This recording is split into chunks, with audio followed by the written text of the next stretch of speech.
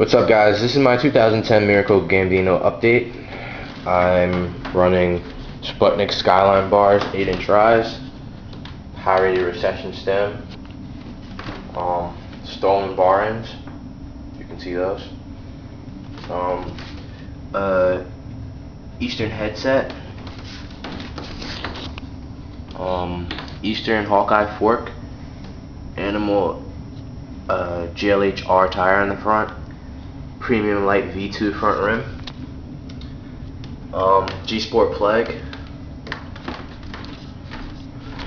Welgo pedals, Premium 16S cranks,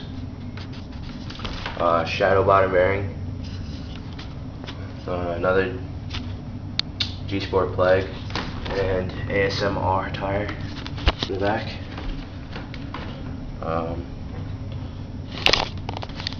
This is